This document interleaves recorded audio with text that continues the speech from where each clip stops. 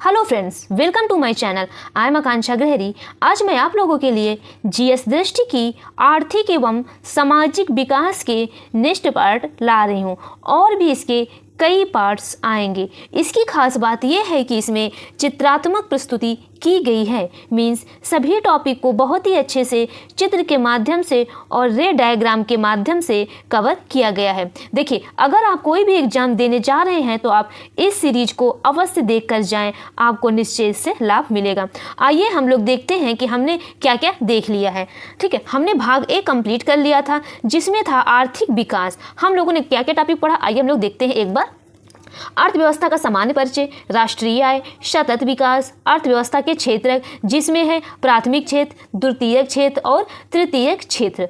फिर क्या पढ़े थे हम लोग, राजकोषीय नीति एवं राजस्व और नियोजन, मुद्रा एवं बैंकिंग। हम भाग भी पढ़ रहे थे। भाग भी है जो कि सामाजिक विकास। इसमें हम लोगों ने क्या देखा था, मानव विकास, रोजगार और बेरोजगारी तथा कल्याणकारी योजनाएं, और क्या बचा था, गरीबी। आज हम पढ़ेंगे गरीबी या निर्धन के बारे में। तो इस टॉपिक से ये भी भाग खत्म हो जा रहा है। फिर हम नेक्स्ट डे स्टार्ट कर देंगे भाग सी, वैदेशिक क्षेत्र। ये भी बस कुछ ही है हमारा टॉपिक है। फिर हमारे क्या बचेंगे, भाग डी, जनसांख्यिकी। Okay friends, okay. देखिए, अब कुछ ही टॉपिक इसमें रह गए हैं। ये जो टॉपिक हैं ये मैंने बहुत ही अच्छे से एकदम एक्सप्लेन करके पढ़ाया है। अगर आपने मेरा वो वीडियो ये सब वीडियो नहीं देखा है तो आप इसको देख सकते हैं। मैंने बोला है कि आप इसको 1.5 में स्पीड में आप देख सकते हैं। मैंने बहुत ही अच्छे से कवर किया है। अगर ये सब टॉपिक को पढ़ के जब आप घटना चक्र या previous year question paper solve करेंगे तो आप खुद देखेंगे कि आपको रिजल्ट कैसे मिलता है। एक बार आप करके देखिए, ठीक है। ओके ओके फ्रेंड्स, आइए हम लोग स्टार्ट करते हैं अपने एक कोटेशन से।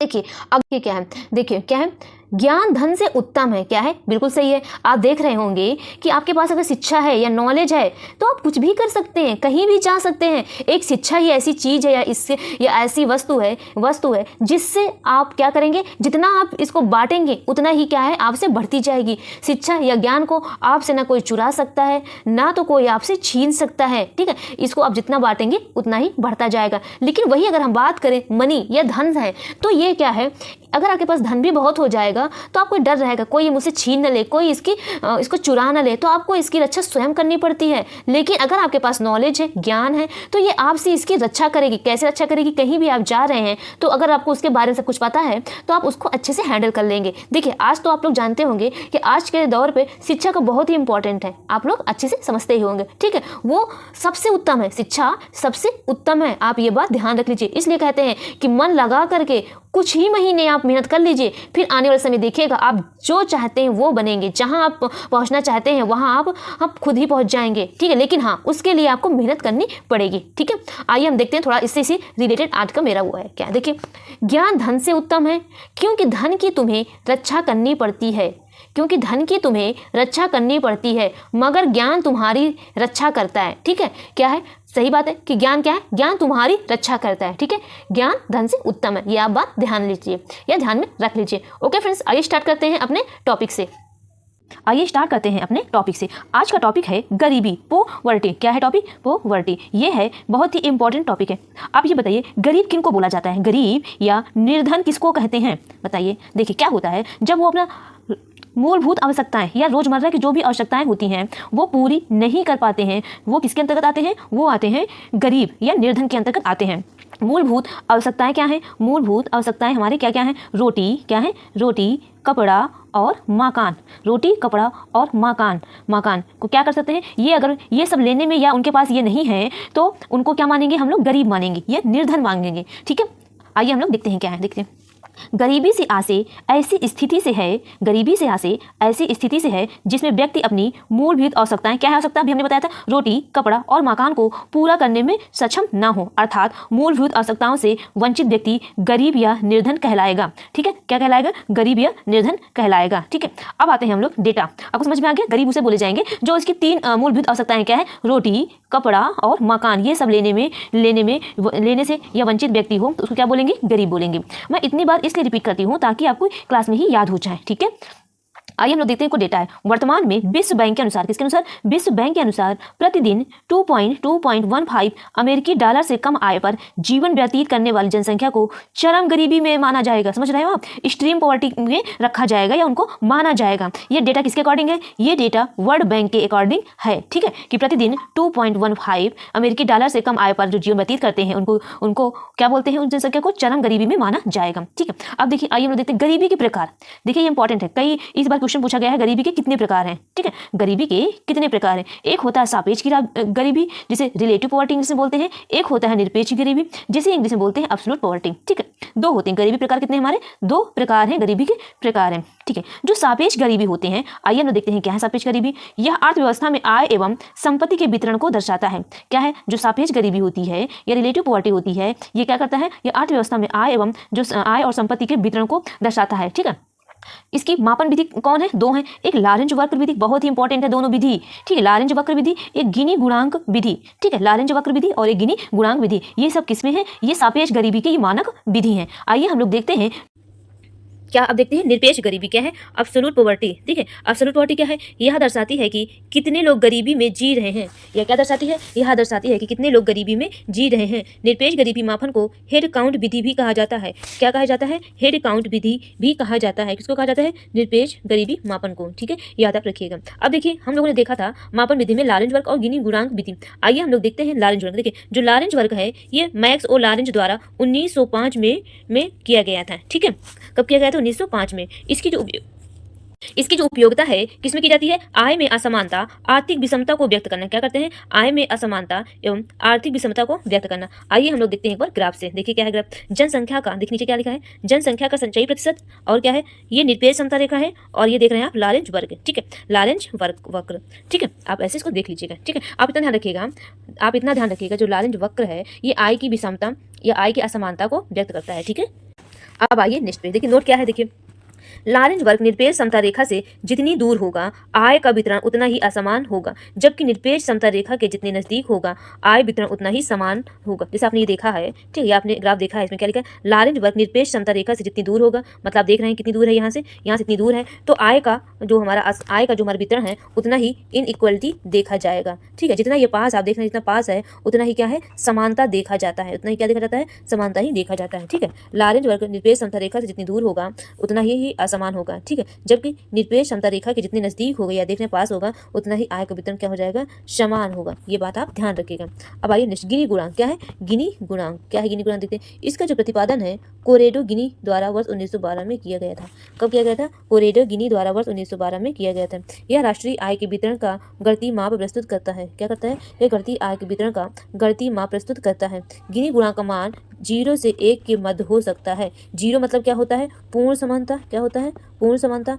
और 1 क्या होता है? असमानता। 1 क्या हो जाता है? असमानता। ठीक है, आप ये याद रखिए, गिनी गुणांक का जितना मान अधिक होगा समाज में विषमता उतनी ही अधिक होगी। ठीक है, आप ध्यान रखिएगा। ठीक है, तथा इसका मान जितना कम होगा समाज में विषमता उतना भी कम होगी। ठीक है, आपको पता है कि गिनी गुणांक का जो मान है ज़्यादा होगा या अधिक होगा तो विषमता क्या होगी या इनइक्वलिटी वो उतनी ही अधिक होगी। ठीक है, उतनी ही अधिक होगी। लेकिन जब इसका मान कम होगा तो समाज में विषमता भी उतनी ही कम होगी। ठीक है, अब हम देखेंगे गिनी गुणांक का क्या है फार्मूला, या इसका हम कैसे देखते हैं। क्या देखते हैं? ये क्या है? गिनी गुणांक पूर्ण समता रेखा एवं लारेंज वक्र के मध्य का क्षेत्रफल। क्या है? पूर्ण समता रेखा एवं लारेंज वक्र के मध्य का क्षेत्रफल अपान पूर्ण समता रेखा के मध्य का कुल क्षेत्रफल। ठीक है, पूर्ण समता रेखा के मध्य का कुल क्षेत्रफल। ठीक है, ये किसका है? गिनी गुणांक का। ठीक है, अब आइए नेक्स्ट टॉपिक क्या है? भारत में निर्धनता का मापन। ठीक है, क्या है? भारत में गरीबी का मापन। ठीक है, हम कैसे करते हैं? एक तो हम किस पे करते हैं? न्यूनतम कैलोरी उपभोग के आधार पर। किस पे? न्यूनतम कैलोरी उपभोग के आधार पर। दूसरा हम देखेंगे, देखिए, ग्रामीण क्षेत्र में प्रति व्यक्ति प्रतिदिन 2400 कैलोरी तथा शहरी क्षेत्र में प्रति व्यक्ति 2100 कैलोरी का पोषण अगर प्राप्त नहीं कर पाता है तो वो व्यक्ति किस पे आएगा? गरीब पे आएगा। समझ गए? अगर कोई व्यक्ति जो कि ग्रामीण क्षेत्र में रह रहा है अगर उसे 2400 कैलोरी नहीं मिलती है तो किस पे आएगा? गरीब रेखा था, इसको गरीब माना जाएगा। ठीक है, और अगर वही शहरी क्षेत्र में रहने वाला कोई व्यक्ति 2100 कैलोरी का पोषण हमारा प्राप्त नहीं कर पाता है तो उसको क्या मानेंगे? गरीब की श्रेणी में रखा जाएगा और गरीब इसको माना जाएगा। ठीक है, तो भारत में निर्धनता का मापन हमारे किसके आधार पर किया जाता है? एक तो है हमारे, एक किस पे है? न्यूनतम कैलोरी मापा। दूसरा है हमारा ग्रामीण क्षेत्र में प्रति व्यक्ति प्रतिदिन 2400 कैलोरी तथा शहरी क्षेत्र में प्रति व्यक्ति प्रतिदिन 2100 कैलोरी का पोषण प्राप्त न कर पाने वाला व्यक्ति गरीब रेखा से नीचे अर्थात गरीब माना जाएगा। ठीक है, समझ गए? ओके, अब आइए नेक्स्ट क्या है, देखिए प्रति व्यक्ति प्रति माह उपभोग व्यय के आधार पर। ठीक है, अब क्या है ये? प्रति व्यक्ति प्रति माह उपभोग व्यय के आधार पर देखते हैं क्या है। देखिए क्या है, एक तो है हमारा तेंदुलकर समिति की सिफारिशों के अनुसार क्या है, एक हमारी क्या आई थी? तेंदुलकर समिति क्या आई थी, उसकी सिफारिश के अनुसार देखेंगे। दूसरा हम आएंगे रंगराजन समिति के आधार पर। देखिए ये दोनों जो समिति है एग्जाम की दृष्टि से बहुत ही इंपॉर्टेंट है। ठीक है, आप इसको ध्यान में रखिएगा। देखिए जो हमारा तेंदुलकर समिति है वो हमारा क्या कहते हैं, क्या है? ग्रामीण क्षेत्रों के लिए 816 रुपए तथा शहरी क्षेत्रों के लिए 1000, शहरी क्षेत्रों के लिए कितना? 1000 रुपए प्रति महीना अगर उपभोग व्यय करने में क्या है ये अगर असमर्थ है तो किसको माना जाएगा? गरीबी रेखा माना गया है। अगर इससे कम करते हैं उपभोग 816 और 1000 जो मानक दिया गया है, अगर उससे कम करते हैं तो इनको किसमें रखा जाएगा? गरीबी रेखा में। ठीक है, यानी किस पे ये गरीब ये रेखा मानक लगा दिया गया है। ठीक है, अगर हम बात करें प्रतिदिन की तो जो हमारे शहरी क्षेत्र में जो प्रतिदिन है, अगर किसी को 26 रुपये प्रतिदिन ना करे खर्च, या हमारे ये उपभोग या व्यय खर्च ना करे, और शहरी क्षेत्र में अगर प्रतिदिन वो 32 रुपये प्रति व्यक्ति जो उपभोग खर्च ना करे तो उसको हम क्या माने जाएंगे? गरीबी रेखा के नीचे मानते हैं। ये गरीबी रेखा यही हमारा, तो उसको हम गरीब माना जाता है। ठीक है, आइए हम लोग देखते हैं क्या। देखो तेंदुलकर समिति की सिफारिशों के अनुसार क्या है, देखिए ग्रामीण क्षेत्रों के लिए 816 रुपए, ठीक है, 26 रुपए प्रतिदिन।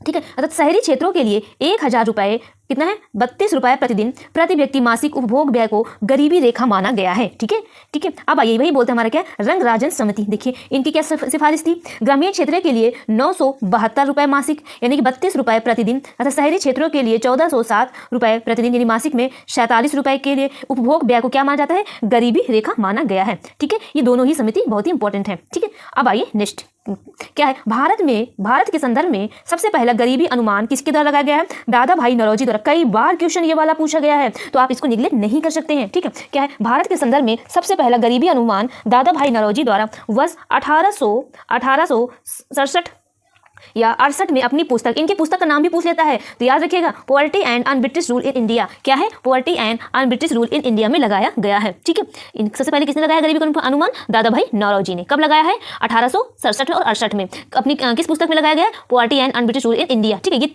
पूरा पॉइंट ही इंपॉर्टेंट है, आप याद कर लीजिएगा। ठीक है, देखिए भारत में गरीबी मापन का प्रथम आधिकारिक प्रयास योजना आयोग द्वारा वर्ष 1962 में किया गया है। किसके द्वारा किया गया है? योजना आयोग द्वारा वर्ष 1962 में किया गया है। ठीक है, DR जब गर्डिल समिति आई थी, किसके द्वारा? जब DR गर्डिल समिति आई है तब उसी के द्वारा ये क्या किया गया? हमारा प्रथम आधिकारिक प्रयास योजना आयोग द्वारा हमारा किया गया है। ठीक है, अब ये क्या है? VM दांडेकर एवं एन रथ द्वारा वर्ष 1971 में एक मौलिक अध्ययन के तहत पहली बार गरीबी रेखा की अवधारणा दी गई है। पहली बार गरीबी रेखा की अवधारणा कब की दी गई है? अगर एग्जाम में पूछता तो आप क्या बताएंगे? 1971 में। किसके तहत? मौलिक अध्ययन के तहत। ठीक है, अब आइए नेक्स्ट क्या है? इन्होंने राष्ट्रीय नमूना सर्वेक्षण NSS के आंकड़े के आधार पर भारत में गरीबी का पहला व्यवस्थित मूल्यांकन किया। किसके आधार पर? NSS के आधार पर, NSS के आंकड़ों के आधार पर भारत में गरीबी का पहला व्यवस्थित मूल्यांकन किया। ठीक है, याद रखिएगा। अब आइए हम लोग देखते हैं निर्धनता अनुपात क्या है। ठीक है, निर्धनता अनुपात क्या है? ठीक है, देखिए क्या निर्धनता अनुपात, आप अगर देख रहे होंगे हमारा क्या है, देख रहे हैं क्या है इसका अवधारणा? निर्धन व्यक्तियों का कुल जनसंख्या से अनुपात। क्या है अवधारणा? निर्धन व्यक्तियों का कुल जनसंख्या से अनुपात। ठीक है, निर्धनता का दुष्क्रम का कई बार क्वेश्चन पूछा गया है। निर्धनता का दुष्क्रम की अवधारणा अर्थशास्त्री रैगनर नक्स द्वारा अपनी पुस्तक, इनकी पुस्तक में क्या है? Problems of capital formation in under developed country में दी गई थी। यानी कि किसके द्वारा? जो निर्धनता का दुष्क्रम है, वो किसके द्वारा दी गई थी? रैगनर नक्स द्वारा दी गई थी। ठीक है, ये आप ध्यान में रखिएगा। देखिए जो निर्धनता अनुपात हमारा क्या अभी हमने बताया, जो निर्धन व्यक्तियों का कुल जनसंख्या से अनुपात, वो क्या कहलाता है? निर्धनता अनुपात। जैसे आप देख रहे हैं यहाँ पे, क्या है देख रहे हैं आप?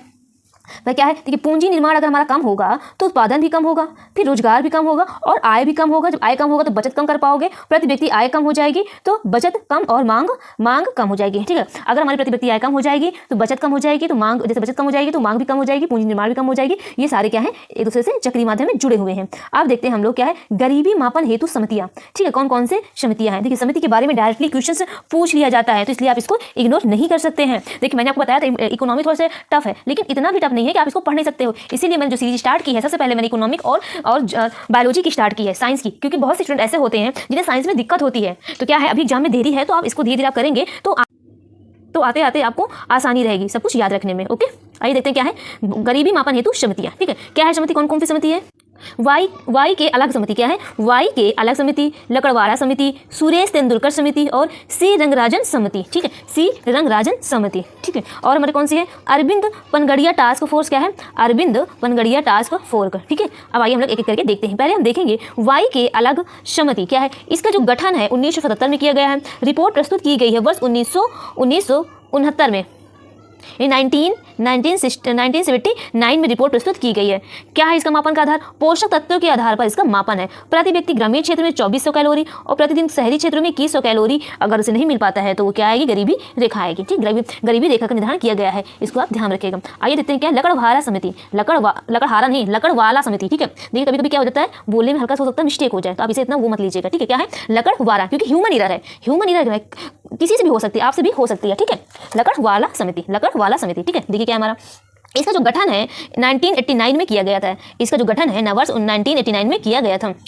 जो रिपोर्ट आई है, जो रिपोर्ट का प्रस्तुत किया गया 1993 में रिपोर्ट प्रस्तुत की गई है। ग्रामीण क्षेत्र हेतु कृषि श्रमिक उपभोक्ता मूल्य सूचकांक, कृषि श्रमिक उपभोक्ता मूल्य सूचकांक। ठीक है, ग्रामीण क्षेत्र हेतु क्या है? कृषि श्रमिक उपभोक्ता मूल्य सूचकांक। शहरी क्षेत्र हेतु औद्योगिक श्रमिक उपभोक्ता मूल्य सूचकांक क्या है? औद्योगिक श्रमिक उपभोक्ता मूल्य सूचकांक। अब आइए हम लोग देखते हैं सुरेश तेंदुलकर समिति।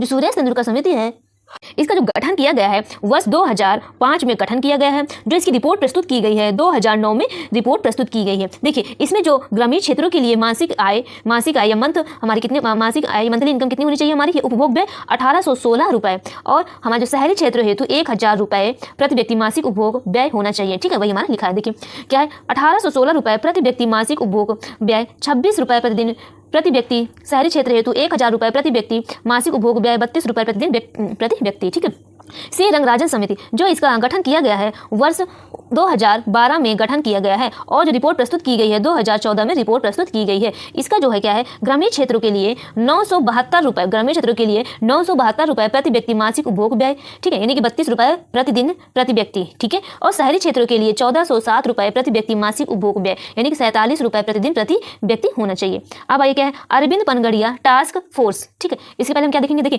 रंगराजन प्रविधि के अनुसार हमारा क्या है? मॉडिफाइड फिक्स्ड रेफरेंस यानी रिकॉल पीरियड क्या है पर आधारित है। मॉडिफाइड मिक्स्ड रेफरेंस या रिकॉल पीरियड पर आधारित है। क्या है? रंगराजन प्रविधि के अनुमान। ठीक है, अब आइए क्या है? Arvind Panagariya task force. जो इसका जो गठन हुआ था 2015 में हुआ था और इन्होंने अपनी रिपोर्ट प्रस्तुत की है 2016 में। ठीक है, अब आइए नेक्स्ट टॉपिक देखते हैं। नेक्स्ट क्या है? देखिए परीक्षा की दृष्टि से कुछ इंपॉर्टेंट पॉइंट है, आइए हम लोग उनको डिस्कस करते हैं। क्या है? देखिए पोषण के आधार पर, किसके आधार पर? पोषण के आधार पर गरीबी देश का निर्धारण किसने किया? पोषण के आधार पर। तो पोषण के आधार पर किसने किया था? मैं आपको दिखाऊं, आप बताइए। ये देखिए किसने किया था? वाई के अलग समिति। क्या है? किसने किया था? वाई के अलग समिति। ठीक है, इन्होंने क्या बताया था? ग्रामीण क्षेत्रों के लिए कि 2400 कैलोरी और शहरी क्षेत्रों के लिए 2100 कैलोरी बताया था। ठीक है, याद रखिएगा। भारत में सर्वाधिक ग्रामीण जनसंख्या वाला राज्य है कौन है? उत्तर प्रदेश। राष्ट्रीय बहुआयामी गरीबी सूचकांक जारी किया जाता है किसके द्वारा? नीति आयोग द्वारा। राष्ट्रीय बहुआयामी गरीबी सूचकांक जारी किया जाता है नीति आयोग द्वारा। अब आइए नेक्स्ट देखते हैं क्या है? गरीबी निवारण के महत्वपूर्ण अस्त्र के रूप में स्वयं सहायता समूह के विचार को दिया जाता था। कितने हैं? मोहम्मद यूनुस ने। ठीक है, मोहम्मद यूनुस ने। ठीक है, NSSO के 68वें दौर के आधार पर भारत में जनसंख्या का वह प्रतिशत जो गरीब रेखा से नीचे जीवन यापन कर रही है वो कितना है हमारा? 21.9%। ठीक है, कितने? NSSO के द्वारा। ठीक है, लारेंज वक्र संबंधित है। देखिए आगे ना, लारेंज वक्र संबंधित आय असमानताओं से। किससे? आय असमानताओं से। अब देखते हैं हम लोग। देखिए भारत में गरीबी के क्या कारण हो सकते हैं? पहले तो समझते हैं अशिक्षा हो सकती है। ठीक है, अशिक्षा होगी तो उसी तरह हम अच्छे अपनी खेती नहीं उगा पाएंगे, क्योंकि आज भी हमारी जनसंख्या हमारी क्या है? कृषि पर ज़्यादा हमारी क्या है? निर्भर है। ठीक है, फिर क्या हो जाएगी? फिर जनसंख्या भी बढ़ रही है। तो जब जनसंख्या बढ़ रही है तो जब वस्तु या कोई भी सामान लिमिट है और उसको लेने वाले बहुत है तो उसकी क्या बढ़ जाएगी? कीमत बढ़ जाएगी। ठीक है, कीमत भी बढ़ जाएगी। और क्या है? तो कीमत बढ़ जाएगी तो हमें पूंजी के लिए हमारा क्या है? उस चीज़ खरीदने के लिए हमें बस पूंजी अपर्याप्त है। ठीक है, तो यही सब हमारा कारण है। क्या है? गरीबी के कारण। ठीक है, क्या देखिए गरीबी के कारण क्या हो सकता है? देखिए बेरोजगारी। पहले तो सबसे बड़ा क्या है? बेरोजगारी है। जब बेरोजगारी है, ठीक है, विकास की धीमी गति भी बहुत है। ठीक है, पूंजी की अपर्याप्तता है, राष्ट्रीय उत्पादन की धीमी वृद्धि है, अशिक्षा है, सामाजिकरण है, कृषि का पिछड़ापन है, तीव्र गति से बढ़ती जनसंख्या है और कीमतों में वृद्धि है और बेरोजगारी है। क्या है? बेरोजगारी है, विकास की धीमी गति है, पूंजी की अपर्याप्तता है, राष्ट्रीय उत्पादन की धीमी वृद्धि है और अशिक्षा है, सामाजिकरण, कृषि का पिछड़ापन, तीव्र गति से बढ़ती जनसंख्या, कीमतों में वृद्धि। ठीक है, ये सब किसके हैं? गरीबी के कारण। अब देखते हैं गरीबी के परिणाम क्या है। ठीक है, गरीब रहेगा उसको खाना नहीं मिलेगा तो उसको शरीर में हमारे क्या आ जाएगा, वीकनेस आ जाएगा। ठीक है, वीकनेस आ जाएगा, छोटे बच्चे हो जाए, बच्चे हैं जो बाहर सड़कों पे भीख मांगते नजर आएंगे। ठीक है, ये सब भी हो सकते हैं। अपराध में वृद्धि हो जाएगी, जब खाने पीने नहीं मिलेगा तो स्ट्रेस भी होगी, तो बहुत सारे ऐसे चीजें होती हैं। आइए देखते हैं क्या है। सामाजिक स्तर में कमी, मानसिक अशांति, शारीरिक कमजोरी, बाल अपराधों में वृद्धि, दुर्व्यसनों में वृद्धि, भिक्षा वृद्धि, पारिवारिक विघटन, अपराधों में वृद्धि। क्या क्या है? सामाजिक स्तर में कमी, मानसिक अशांति, शारीरिक कमजोरी, बाल अपराधों में वृद्धि, दुर्व्यसनों में वृद्धि, भिक्षा वृद्धि, पारिवारिक विघटन, अपराधों में वृद्धि। ठीक है, ये सब किसके हैं? गरीबी के परिणाम है। ठीक है, याद रखिए, गरीबी के परिणाम है। ठीक, अब आइए क्या, गरीबी को दूर करने के उपाय क्या है? गरीबी को दूर करने के उपाय क्या क्या हम कर सकते हैं? शिक्षा में सुधार कर सकते हैं। ठीक है, जनसंख्या नियंत्रण कर सकते हैं, जीडीपी में वृद्धि कर सकते हैं, कृषि का विकास भी कर सकते हैं। ठीक है, विकास करके हम सब गरीबी को दूर कर सकते हैं। गरीबों को न्यूनतम आवश्यकताओं का प्रदान करा के हम गरीबी को कुछ हद तक दूर किया जा सकता है। आय के वितरण में सुधार किया जा सकता है। राजकोषीय कानूनी उपाय, कीमत स्तर में स्थिरता, कीमत स्तर में स्थिरता। क्या क्या है? शिक्षा में सुधार। क्या क्या है? शिक्षा में सुधार, जनसंख्या नियंत्रण, जीडीपी में वृद्धि, कृषि का विकास, गरीबों को न्यूनतम आवश्यकताओं का प्रदान, आय के वितरण में सुधार, राजकोषीय कानूनी उपाय, कीमत स्तर में स्थिरता। ठीक है, ये सब किसके हैं? गरीबी को दूर करने के उपाय। अब देखते हैं कुछ महत्वपूर्ण कल्याणकारी योजनाएं हैं। ठीक है, कल्याणकारी योजना, मैंने कहा ना, योजनाओं से क्वेश्चन हमारे बनते हैं। कौन सा हमारा पहला है? क्या है? अंत्योदय कार्यक्रम। अंत्योदय कार्यक्रम हमारा क्या है? इसका जो प्रारंभ हुआ है 1977 से 1978 में प्रारंभ किया गया है। किसका? अंत्योदय कार्यक्रम। अब दूसरा देखिए, प्रधानमंत्री रोजगार योजना। क्या है? प्रधानमंत्री रोजगार योजना। इसका जो प्रारंभ किया गया है 2 अक्टूबर, देखिए डेट इंपॉर्टेंट है, 2 अक्टूबर 1993 में प्रधानमंत्री रोजगार योजना का आरंभ किया गया है। अब देखिए ये क्या है? स्वर्ण जयंती शहरी रोजगार योजना। स्वर्ण जयंती शहरी रोजगार योजना, इसका जो प्रारंभ है 1 दिसंबर 1997 को हुआ था। ठीक है, इंदिरा आवास योजना। इंदिरा आवास योजना, इसका जो प्रारंभ है मई 1985 में इंदिरा आवास योजना का प्रारंभ किया गया है। अब देखिए भारत निर्माण योजना। देखिए मैं जो डेट बता रही हूँ सारे इंपॉर्टेंट है, कई बार एग्जाम में पूछा गया है, मिलान में पूछ लिया गया है, एक तरफ सारी योजनाओं के नाम दे करके और एक तरफ डेट देकर। ठीक है, भारत योजना निर्माण, इसका जो प्रारंभ किया गया है दिसंबर, कब प्रारंभ किया गया है? दिसंबर 2005 में प्रारंभ किया गया है। ठीक है, याद रखिएगा। दूसरा देखिए, स्वर्ण जयंती ग्राम स्वरोजगार योजना। स्वर्ण जयंती ग्राम स्वरोजगार योजना, इसका जो प्रारंभ किया गया है 1 अप्रैल 1999 को क्या किया गया है? प्रारंभ किया गया है। देखिए जितने बता रहे हैं आपको ध्यान रखना है, याद करना है। जवाहर रोजगार योजना। जवाहर रोजगार योजना क्या है? इसका जो प्रारंभ है 1 अप्रैल 1989 को जवाहर रोजगार योजना क्या किया गया है? प्रारंभ किया गया है। ठीक है, ओके फ्रेंड्स, आज के लिए हम लोग इतना ही करते हैं। अब नेक्स्ट डे मैं आपको नेक्स्ट भाग से स्टार्ट करूंगी। हमने क्या देख लिया था? भाग 2 तक देख लिया था। ठीक है, ओके। आपको मेरा लेक्चर कैसा लगा आप जरूर फीडबैक बताइएगा। ठीक है, आप मेरे चैनल में नए हैं तो मेरे चैनल को लाइक करिए, सब्सक्राइब करिए और शेयर करिए। Okay, thank you.